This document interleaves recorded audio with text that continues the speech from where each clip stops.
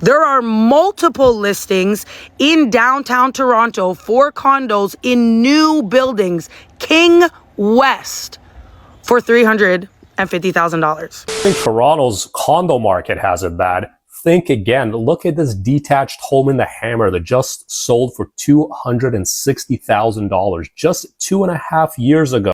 The same property was purchased for $630K. This is more than half the home's value lost in a matter of 2.5 years. There's a lot of countries that have expensive real estate, and sometimes those prices are justified based on the country, the quality of life, and also the economic opportunities. But in Canada, it feels like we have more of a housing bubble than any other country in the entire world, especially in the Western world. The prices just don't add up. The wages also don't make sense in reflection to the actual prices of houses in places like Toronto and Vancouver. And we're going to discuss it in today's video, talking about the bubble that is going to potentially burst. With that being said, let's dive straight into today's video. Yep, we're in a bubble. Sell everything. We are in an absolute calamity of a situation. 2026 is going to be a bloodbath. If people think that housing prices are going to rebound in the next 6 months, they are off their rockers. I am seeing so many sharp declines that haven't been seen since 1989. And we all know that in 1989, the recovery took 6 years. 7 years. 1996 is when prices came back to the same price values of 1989. We are in for something that the city has not seen before. I don't wish ill upon anyone. However, if you're holding off on selling your house until next year, I think you're making a mistake.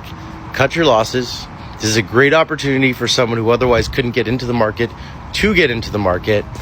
That's on the flip side. But please be careful. Call me if you have any questions. I sold 8 houses last month. Sharp declines. And what's actually leading to these declines? Is it the tariff threats being shown from the United States? Is it the unemployment? Is it the lack of job opportunities and economic opportunities here in Canada as well? That's going to be a reflection of the prices going down in major cities like Toronto. So Canada just lost 66,000 jobs in August after losing 41,000 a month before. That's over 100,000 in 2 months. Now, the unemployment rate is now at 7.1%. That's the highest that we've seen in years, right? And it's not just one industry. Tech, finance, even some professional sectors are actually cutting back. Jobs are down and companies are holding off on hiring. So what does that mean for you? If you're counting on your job or a raise to cover your mortgage, your rent, or debt, this is a wake-up call for you. Now is the time to build your emergency fund, keep your expenses lean, and stress test your finances because the job market is shifting and you need to be ready. 66,000 jobs in August, man, that's a lot. And I hear that there's a lot of massive companies that are just holding off on hiring because the uncertainty in the future right now when it comes to the tariffs right now being threatened from the United States, but also AI that could potentially take over a lot of jobs as well on top of that. We are in a really bizarre time period in human history where everything is changing so fast that there's so much uncertainty in the air. And it's being reflected right now, not just in the job market, but also in the housing prices in Canada. The housing market in Canada is currently crashing. I don't know if any of you have been paying attention, but there was a condo in the city of Toronto that sold for $175,000.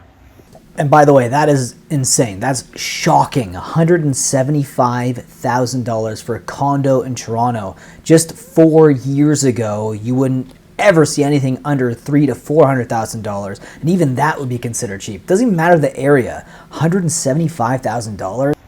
There are multiple listings in downtown Toronto for condos in new buildings, King West, for $350,000.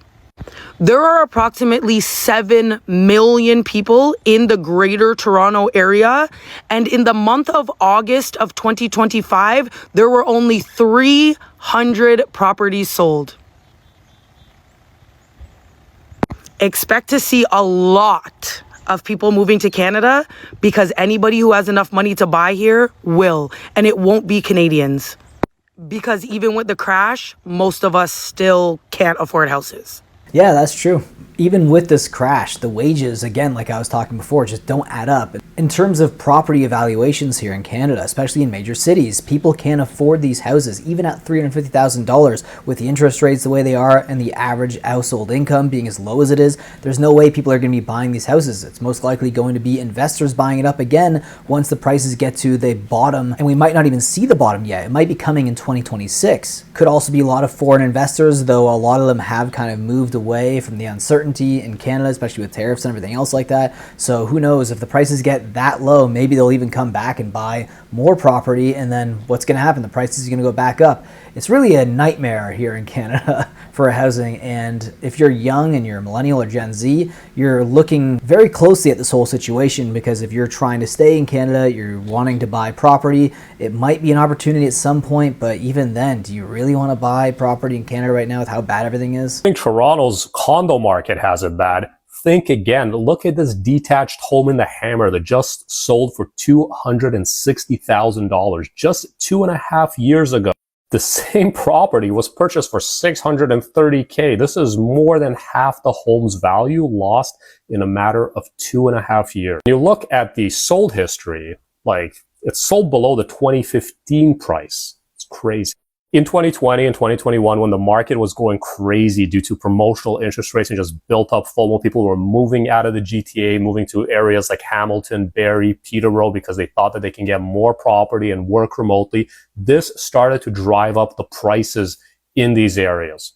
All comes down to supply and demand. Demand has cooled. There's great opportunities in Toronto. Markets like Hamilton are really feeling it bad. And then when you factor in trade wars, like I've heard back channel discussions between mortgage brokers saying that lenders are not providing mortgages to people that work in manufacturing and in the steel industry. This is a huge chunk of Hamilton's population that's being impacted by these challenges to get a mortgage. Definitely impacting that market. There's lots of great opportunities in that market as well, but there's also good opportunities in Toronto. What do you think about this home selling below the 2015 sold price? That's gotta hurt. I mean, no, but That is so crazy. The fact that it's lost that much value in just a short period of time. It's back to 2015 evaluations, and this is why people shouldn't be speculating on things like houses in general, because honestly, it shouldn't be a speculation. It should literally just be a place that you purchased to live. But in Canada, the housing market has been financialized so much that it's obviously something that's going to be reflected in the market as well, and people are going to be hurting a lot more than ever before, because the bubble might actually be finally bursting. If it doesn't happen in 2025, it looks like it might happen in 2026. Let me know your thoughts down below about the housing market in Canada, and I'll see you guys in the next video. Take care.